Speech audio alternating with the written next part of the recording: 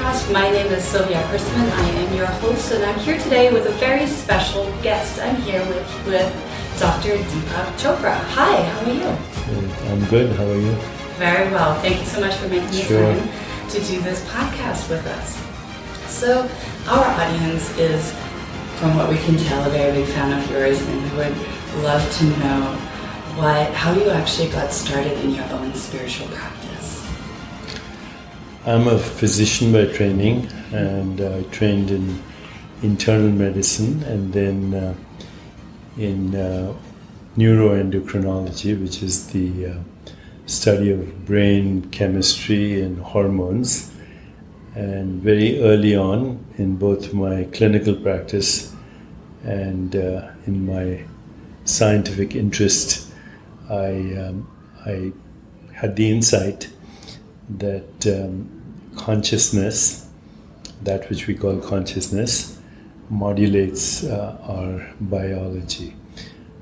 Just from my own experience, I noticed that you could give two patients who had the same illness, the same treatment, the same physician taking care of them, and yet they could have completely different outcomes. So one person could die, the other could recover. So obviously the mechanistic understanding of human biology was, in my view, inadequate. Moreover, I was seeing through my own research that neurotransmitters, the chemicals that modulate brain activity, actually corresponded to our emotional states. For a long time, human beings, physicians have recognized and biologists have recognized the role of stress in causing inflammation. But no one had looked at how love or compassion or empathy or joy or equanimity, that which we call peace, how that influences biology. When I was in the research setting, we were getting familiar with hormones like oxytocin and dopamine and opiates, serotonin, and very early on I realized that these were the molecules of emotion. So I started to kind of explore what is now called mind-body medicine. I was probably one of the first people to write about it. But then, much later, I realized that which we call mind or body, or in fact the physical universe, they're all modes of interpretation of more fundamental reality. And that is what I call consciousness today, what other people refer to as the spirit. The spirit sounds kind of very metaphysical and arcane and what does that mean to you? Consciousness. Any experience you have is in consciousness. Right now, this conversation we're having is in the shared space of consciousness. People are listening to us. That's also in consciousness. So consciousness is that in which all experience occurs, in which this experience is happening. But it's also that in which all experience is known. You know that you're having this experience. And here's the interesting part. It's also that out of which consciousness creates reality. So right now, you're looking at me, I'm looking at you, I'm aware of this room, of colors, of shapes, sounds, sensations, textures.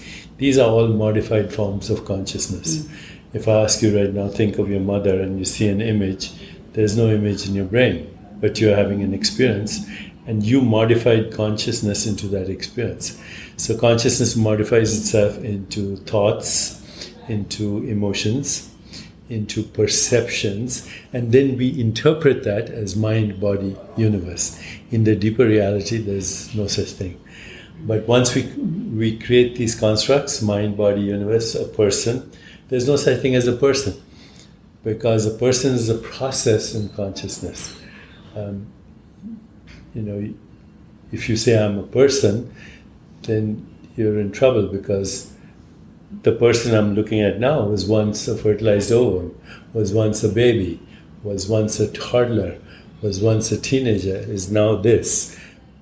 What I'm seeing right now is a photo of a process. Right. And that process is in consciousness. But once we create this construct, person, then we have other constructs: birth, death, God, universe. We are bamboozled into the superstition of materialism. Matter is a superstition. Right. Speaking of complex constructs, we actually met at the crypto conference. Correct. Last week, and you gave a presentation there. So, do you think that we live in a time of transformation? I think we live in a time of crisis. We see transformational technologies and ideas like the cryptocurrency or the blockchain movement. We see new technologies like virtual reality, augmented reality, artificial intelligence, which could be a blessing or a curse depending on how we use them. But we also have a situation in the world where you have mechanized death, war, terrorism, eco-destruction, poison in the food chain, extinction of species. And if we don't do something about it very quickly, then we are facing the next extinction. The last extinction was 65 million years ago, when dinosaurs went extinct, and had they not, we wouldn't be here. So maybe it's time for us to go extinct so new species can evolve. It's possible. What do you recommend to someone in this rapid time of change and crisis and to stay calm and centered? I think I would recommend lots of things. First of all, your own personal transformation. Anyone who's listening to us right now should be asking themselves, who am I? What do I want? What's my purpose? What am I grateful for? What kind of world do I want to live in? What kind of world do I want my children, grandchildren to live in? What kind of businesses should evolve? What is the next step in leadership, and how can I become a leader myself? Because right now all the leaders in the world are mobsters and gangsters and totally insane. So, so I think there can be, right now there's the opportunity for everyone to be transforming themselves personally for higher consciousness. And then I think as we develop new constructs, like the blockchain construct, for example, we could conceivably soon have distributed blockchain leadership, distributed blockchain global leadership, distributed blockchain economies. Get rid of this whole idea of extreme nationalism, because nationalism is nothing but tribalism. It's just a sophisticated word for tribalism. And religion is nothing but mythology, another sophisticated word for medieval ideas. We need a new world. We need a world where there is more peace, where there is sustainability. We need a world where there's social, economic justice, a world which is sustainable, healthier, and joyful. All that is possible, but there is no possibility of social transformation in the absence of personal transformation, because society is built up from people. Yeah, 100%. So as we can do that now, just the fact that we have these technologies, including podcasts and all, ideas can metastasize, both good and bad ideas. So it all depends on critical mass. Right. Yeah. So our audience is primarily location independent, or people that are interested in living more location independently, nomadically. And by that, I would say we define that in a way of understanding their true values and breaking away from the construct of the norm to build the future of work, the future of companies, the way that we live together that is different, more inclusive. And really, I think the primary focus for people is to break away from data construct that feel like they're imprisoning us all. Do you have any thoughts on the future? Yes, all boundaries are conceptual, they are notional. So we first have a notional boundary, and then we create what is a real boundary. There's no real boundary between Canada or the US or Mexico. Actually, there's no boundary between the US and Europe or Asia. It's a continuous, indivisible wholeness. Not only the planet, but the whole universe. So I like the word nomad because it reminds me of a poem by the Sufi poet Rumi, who said, I live like a nomad, like a gypsy, each day a different house, each night under the stars. Even there are no boundaries. Our essential state is boundless and therefore infinite possibilities and infinite creativity and infinite connections. I won't even say connections, correlations.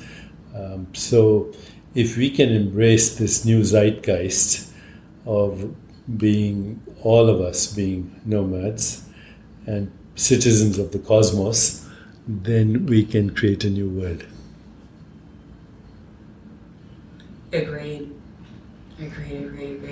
I think that's why the nomadic living and lifestyle movement is so big, or for us it is, because I think it's for individuals that are really interested in creating that kind of change in the world and transcend the boundaries that we're currently seeing.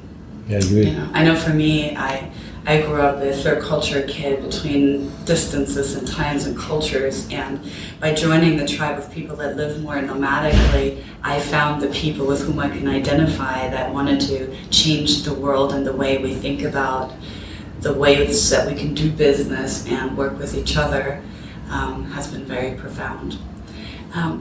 Quick question, how many times a day do you meditate?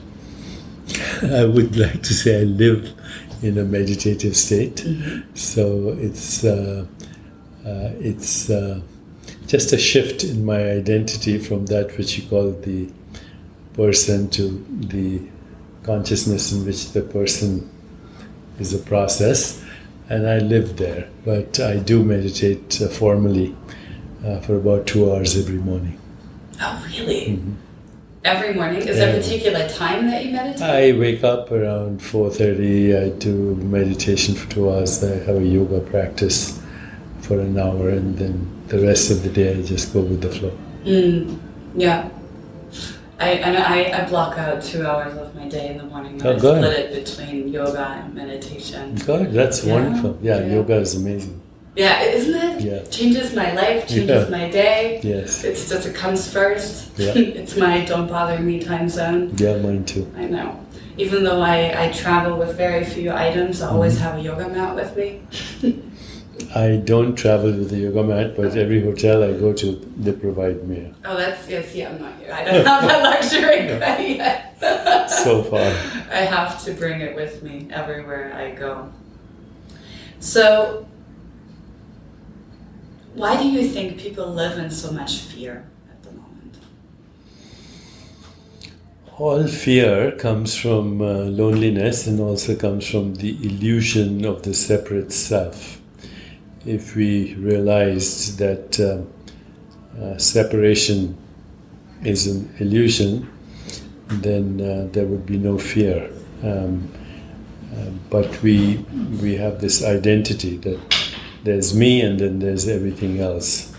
But that which we call me is actually an activity of that which we call everything else.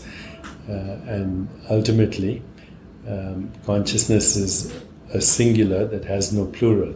So we have different minds, but we have the same consciousness. Our minds are conditioned by culture, by economics, by history, by philosophy, by religion, by tribe, by nationality. So we all evolve as different mind bodies, or body minds, but in the same consciousness. If we can go beyond our conditioned mind, then we realize the inseparability of existence, and there is no fear, there's only that which we call love. But even, when people speak about love, they think of it in terms of me and mine, which is a distortion of love. I love you, do you love me? That kind of thing. So love is not an emotion or a sentiment, although it can express itself as an emotion or a sentiment. Love is the ultimate truth at the heart of the universe, which is that we are the same consciousness in different disguises. That kind of love is not denied to anyone, is not necessarily focused on anyone. It just radiates like light from the sun. Beautiful. Yeah. So one thing that I admire very much about you is that you are very accessible, especially for young people and younger audiences, because you're available on social media, you make yourself available for podcasts, and in general you seem to be very approachable. I've given up on my generation. That's why. I see. Very interesting. Tell me more. When I was, may I ask you how old you are? Yeah, of course. I'm 37. Okay, so when I was younger than that, I was in my early 20s, I thought my generation would change the world.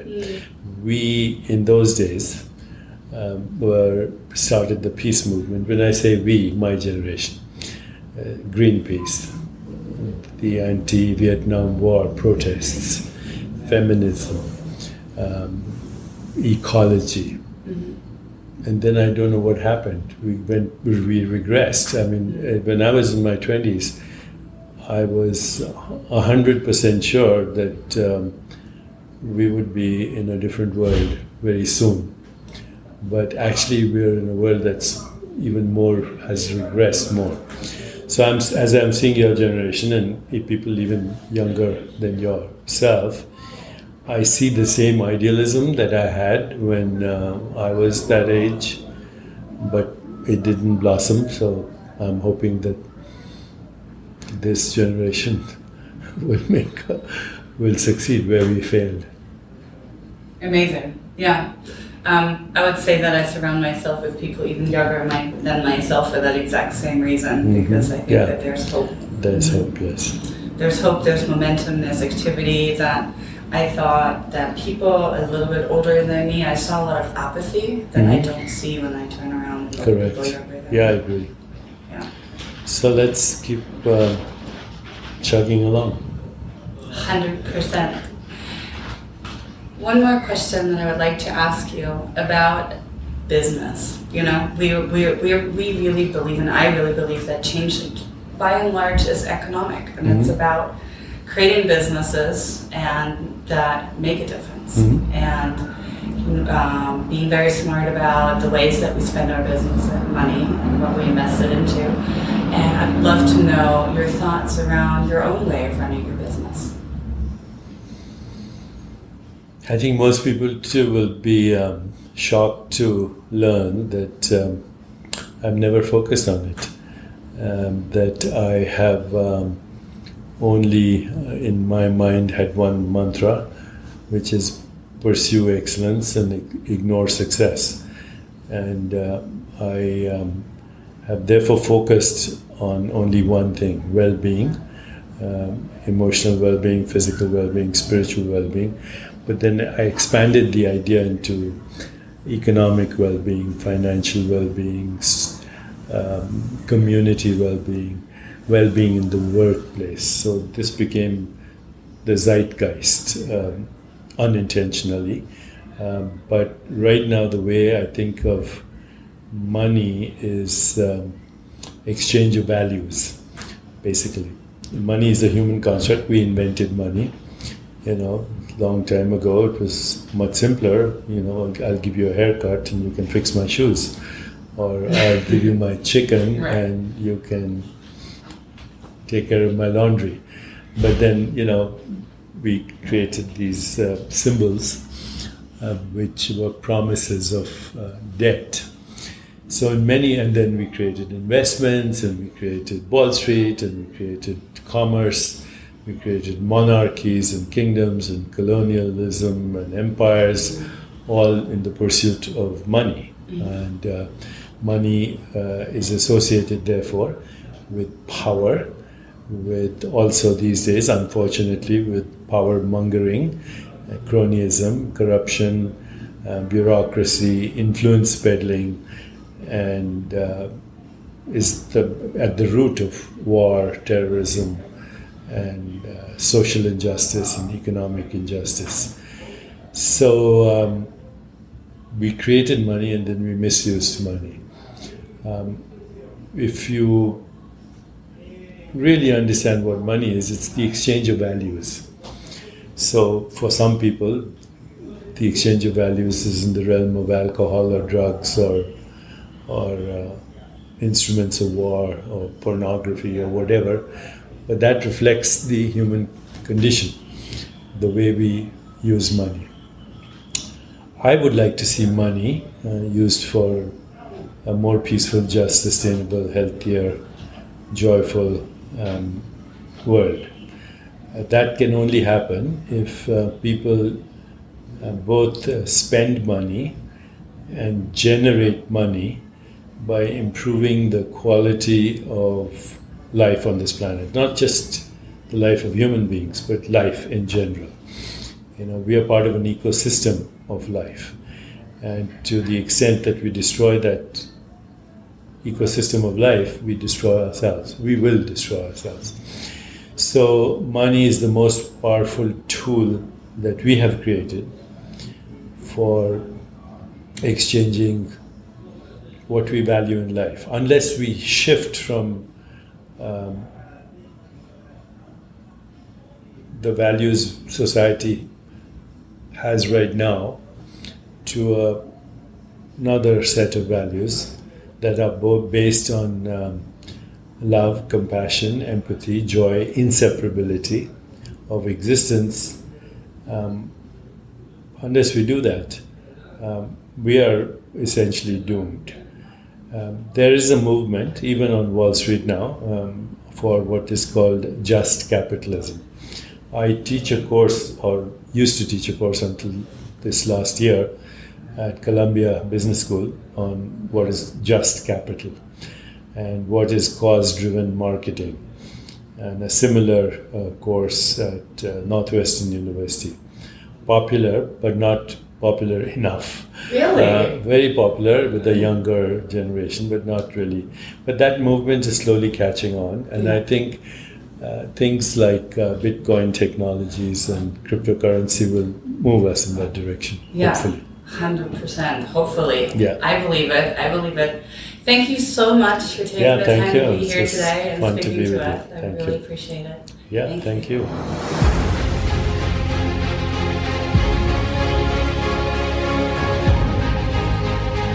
That's it for today. Thank you so much for joining us, and thank you for your ongoing support. Before I leave you, I want to invite you into my world. Please go check out dnxcommunity.com. This is where you'll find the other nomads and evaders of convention. We'll see you there. And if you're interested in our English-speaking events, go and check out dnxglobal.com. You'll find the link below this podcast as well. And if you have time, one last favor, please go to iTunes, look for Sylvia Chrisman or look for the DNX podcast and leave a review. Thank you so much, lovely people, and I'll talk to you next time.